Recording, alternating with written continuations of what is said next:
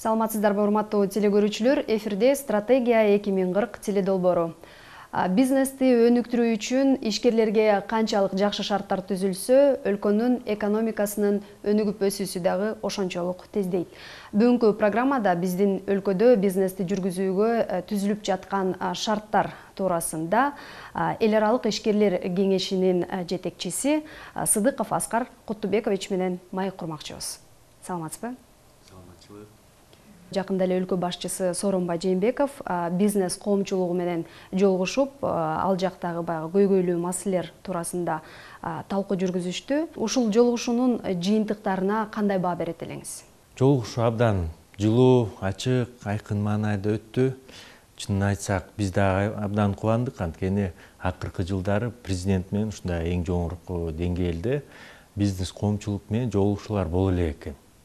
Ошондуктан биринчиден кубандык, экинчиден дагы жакшы жагы баарыбыз болушунча суроолорубузду берип, талкуу жүргүзүп, болгон маселелерди алып чыктык. Бизде канча бир 30 киши болду.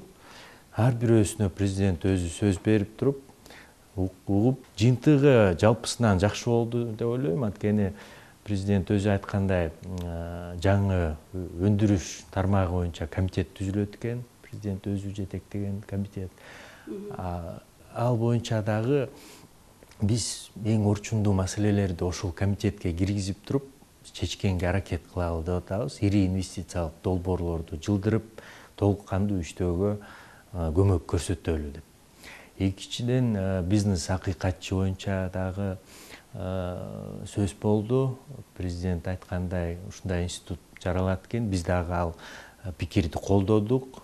Үчүнчүдөн, биздин ассоциациябыз коррупция менен күрөшүүгө байланыштуу маселелерге көңүл бурдук. Айрыкча негизсиз текшерүүлөр боюнча жана негизсиз төлөмдөрдү, кошумча төлөмдөрдү мажбурлоого дагы. Коррупция менен күрөшүүнү колдойбуз, бирок ал убагы менен өтүш керек жана ишкерлерге залал тийгизбеш керек. Негизи эле мындай жолугушуу аянтчасын уюштуруу бизнес үчүн эмнени берет? Бизнес үчүн абдан эле маанилүү, анткени өлкө башчысы өзү ошол маселелерге кийлигишип, чечип бергенин айтып атса, бул абдан жакшы кабыл алынды биздин ишкерлердин тарабынан, биздин ири бизнестин тарабынан, анткени алар президентке карап туруп көп ишенимин артышат, биз дагы ишенимибизди артабыз. Ошондуктан бизге өлкө башчынын колдоосу абдан эле маанилүү. Бул жолку жолугушууда каралган маселелерге мындай конкреттүүрөөк токтоло турган болсок, бизнес өкүлдөрү тарабынан кандай көйгөйлүү делген маселелер айтылды? Жалпы маселелер айтылды жана тармактык маселелер. Жалпы маселелер боюнча салыктарды администрациялоо боюнча, баягы салык отчетторду тапшыруунун жөнөкөйлөтүү боюнча сунуштар айтылды. Электрондук счет фактуралар боюнча, текшерүүлөр боюнча жана тармактык маселелерди алсак, туризм тармагына байланыштуу, тигүү тармагында, жанагы эркин экономикалык аймактар тармагында, курулуш тармагында, токен тармагын көтөрүштү, токен тармагына байланыштуу жанагы инвестицияларды коргоо боюнча, эл аралык системаларга өтүү боюнча гендерди эсептөөдө. Дагы тармактык маселелерди алсак, жана кийим тигүүчүлөр ассоциациялары дагы айтышты. Льгота, преференциялар боюнча жана Евразиялык экономикалык биримдигине тийиштүү биздин ишкерлерге ылайыктуу болгон ыңгайлуу шарттарды түзүп берүү боюнча. Анткени билесиздер, азыр көп эле ишкерлер кайрылат бизге дагы, кесиптештерибизге дагы атаандаштык боюнча. Белоруссиядан, Украинадан көптөгөн товарлар келет экен бизге. Ошол көп учурларда биздин ишкерлер, алардын баасы төмөн, эмнегедир. Биз дагы таң калабыз, ошол логистиканын баасын кошкондо дагы анын баалары төмөн экен. Ошондуктан улам биздин ишкерлер атаандаштыкка туруштук бере албай, кээде өздөрүнүн ишмердүүлүгүн кыскартканга аргасыз болот да. Ошондуктан ИАЭП боюнча да көп сунуштар болгон. курулуш тармагында коррупция боюнча да көп маселелер көтөрүлгөн. Ошол эле электр энергияны кошуп берүү, жылуулук энергияны кошуп берүү боюнча дагы көптөгөн курулуш компаниялар маселелерге учуроодо. Турак жайдын баасы баары эле жогору деп атпайбы? Анын баасында ошол дагы бир маанилүү бөлүгү ошол коррупциянын баасы. Мисалы, энергияны кошуп бергенге бирөөгө төлөшөт, Север Электро болобу, Теплосеть болобу, аларга төлөгөндөн кийин албетте ал наркты дагы бирөөлөр төлөшү керек да. Ошондо ал турак жайдын наркына да кирип калат экен. Эркин экономикалык аймактарда боюнча сөз болду. Аны билесиздер, канча убакыт өттү, 10 жылдан ашты, 15 жылдан ашты. Жаңы инвесторлар азыраак, көп ишкерлер кайрылат. Акчаларын келип туруп салса, кийин көрсө сот аркылуу баарын эле жасап берсе болот экен. Алар көп учурларда мүлкүнөн ажырап, инвестицияларынан ажырап, эч нерсесиз, мындайча жалпысынан айтканда эч нерсесиз кетип калышат. Демек, жанагы сот системасына болгон ишенимдин мындай төмөн экендигин себеп катары айтсак болот, Бул эң жүйөлүү, эң орчундуу себептеринен бири. Анан эркин экономикалык аймагында алсак, алардын дирекциясы дагы мындай көбүрөөк иштеши керек да. Керек болсо инвесторлорду колунан алып туруп, кенеде баладай эле, баккандай эле көмөк көрсөтүшү керек да. Анткени азыр атаандаштык көп. Билесиздер, Өзбекстанда, Казакстанда кандай реформалар жасалып жатат. Ошол регионалдык, глобалдык атаандаштыкка дагы биз туруштук беришибиз керек да. Өзүбүздү реформа кылып, ишкерлерге болгон көмөгүбүздү көрсөтүп туруп, аларды бөпөлөтүп, колдон келишинче жардам беришибиз керек да. Анан мындан тышкары ошо өлкө башчысы жыйында ошол ишкерликтин өнүгүүсүнө тоскоолдук жаратып жаткан бир нече факторлорду белгилеп өттү. Алардын ичинде айрым бийлик органдарынын ашыкча эле баягы кийлигишип текшерген учурларын белгиледи да. Канча жолу текшерилиши керек, кандай тартипте жүргүзүлүш керек текшерүү? Эми дүйнөлүк практикада жакшы нерсе бар, тобокелчиликтерге негизделген текшерүү. Демек, мисалы, кандайдыр бир ишкана быйылкы жылга салыштырмалуу келерки жылда азыраак төлөсө, демек бир тобокелчиликтер бар, барып туруп текшересиз. Болбосо текшербейсиз. Мисалы, Японияда ушундай текшерүүлөр дээрлик жок. Кээде биз ошол ишкерлерди, япониялык ишкерлерди сурасак, алар текшерүүлөр качан болгонун дагы эстей албай атышат. Ошондуктан ушул тобокелчиликке негизделген системаны киргизсек, баягы эффективдүүрөөк болот деп ишенебиз. А бизде болсо, билесиздер, пландык текшерүүлөр бар. Тобокелчиликтер болсо дагы, болбосо дагы текшерет экен. Атайын коррупцияга каршы, атайын эсепти толтуруу максатында да текшериши мүмкүн. Кошумча төлөмдөрдү төлөөгө мажбурлашы мүмкүн. Жана башка жактан тийиштүү текшерүүлөрдү алып барышы мүмкүн. Билесиздер, бизде текшерүүчү органдар көп, алда канча көп, ондогон органдар бар.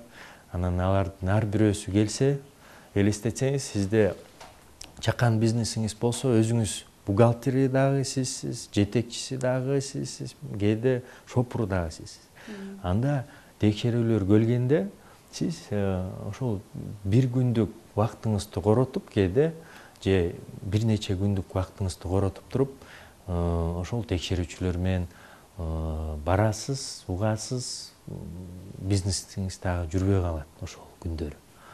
Айрым учурларда ушу чет жактан келген бизнесмендер баягы өзүнүн жүргүзүп жаткан бизнесин коргой албай тарттырып жиберген учурларды угуп келебиз да. Бул албетте жанагы мамлекетибиздин аброюна шек келтирип, жанагы чет жактан келе турган инвесторлордун мындай биздин мамлекетке келүүсүнө тоскоолдуктарды жаратат да. Бүгүнкү күндө ошо инвесторлордун жеке менчигин коргоо боюнча мамлекет тарабынан кандай кепилденген?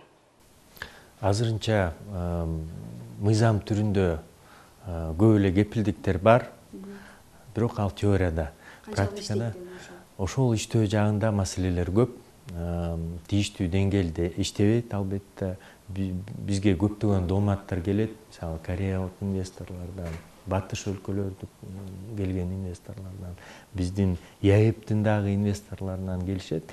Мүлктөрүн тарттырып алып, же башка мыйзамсыз көрүнүштөр боюнча. Ошондуктан туура айтасыздар, биз эң башкысы ишкерлерге, ири ишканаларга кепилдик беришибиз керек.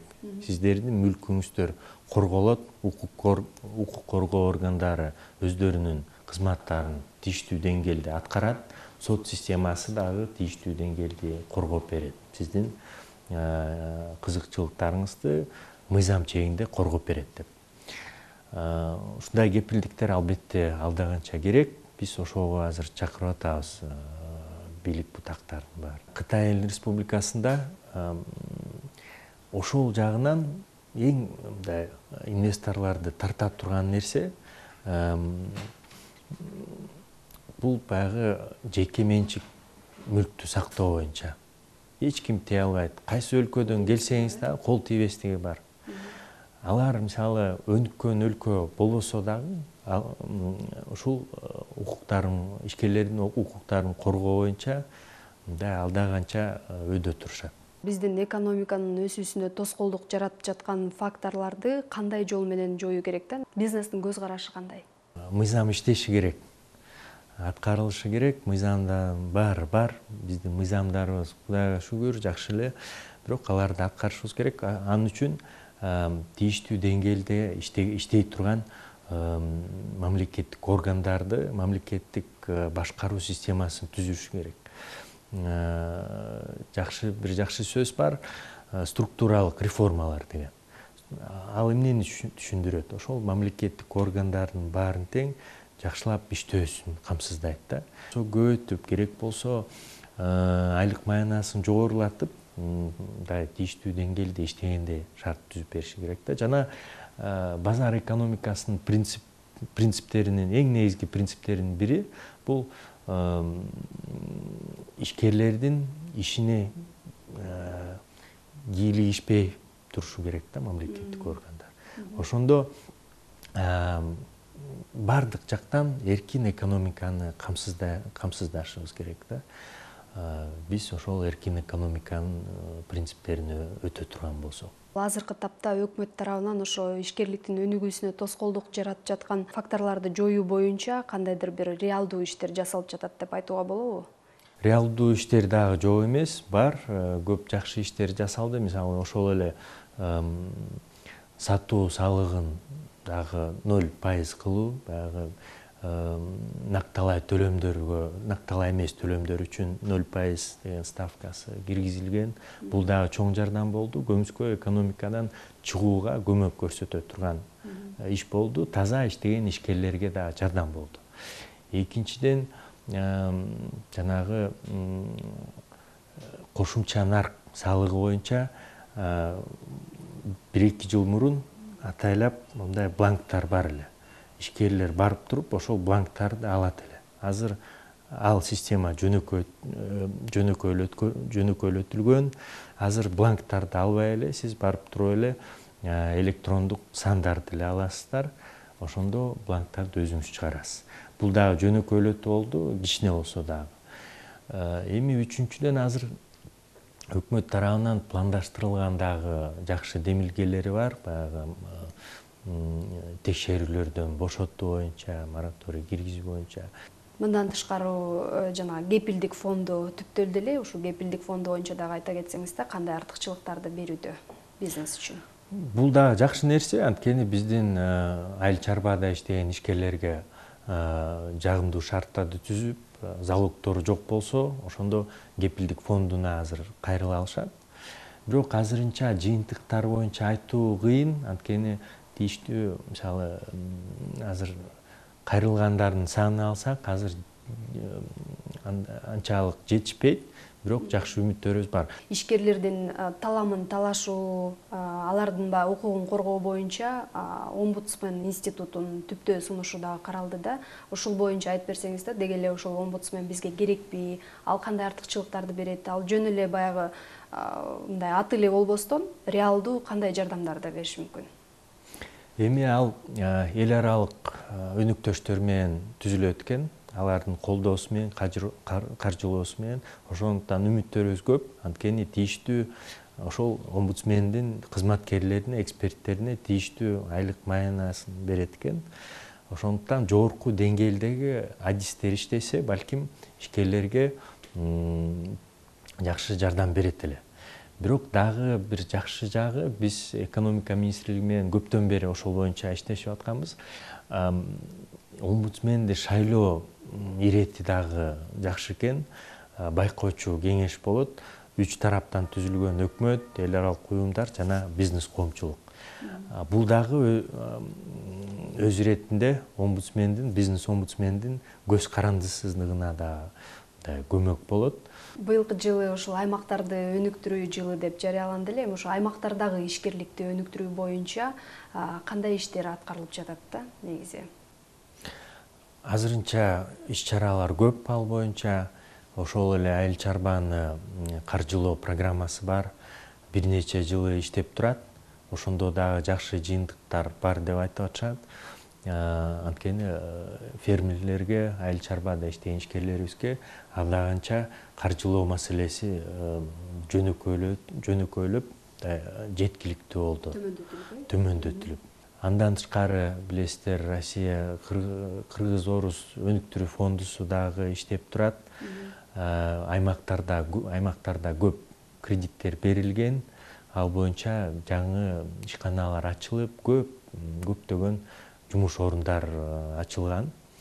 Андан тышкары тоо-кен тармагын ала турган болсок дагы акыркы 3-4 жылда бир нече тоо-кен ишканалары күчүнө кирген. Аларда миңдеген жумуш орундарды түзүп беришкен. Ошол аймактарда дагы маанилүү жагы эң алыскы тоолуу аймактарда түзүлгөн да. Чек арага жакын болгон аймактарда ошол жумуш орундар түзүлгөн. Бул дагы абдан жакшы нерсе. Ошон үчүн биз азыр көбүнчө айтып атабыз, дагы ушундай тоо-кен тармакта иштеген инвесторлорду көбүрөөк тартышыбыз керек да. Анткени ошол аймактарга жардамыбыз керек. Андан тышкары айыл чарбаны кайра иштетүү өндүрүшү жакшы келатат. Билесиздер, көптөгөн ишканалар, жаңы ишканалар ачылып, продукцияны ЕАЭП өлкөлөрүнө экспорттоого өбөлгө түзүлдү. Бирок аларга дагы колдоо көрсөтүшүбүз керек. Атандаштыкка туруштук бергенди кылып. Андан тышкары тигүүчү дагы өндүрүштө жакшы жылыштар бар. Туризмде дагы жакшы жылыштар бар. Билесиздер, акыркы жылдары туристтердин саны алдаганча көбөйдү. Андан тышкары финансы тармагын алсак, банк кызматтарды, алар менен дагы көп иштешебиз. Аларда дагы өсүш жок эмес, бар.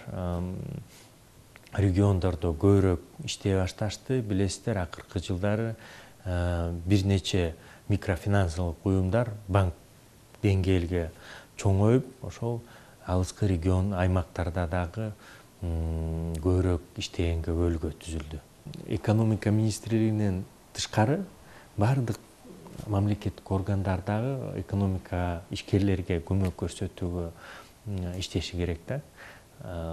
Мисалы, алардын ишмердүүлүгүн көрсөткүчтөрүнүн бири бул канча инвесторлорду алып келишти, канча жаңы ишкана курулду.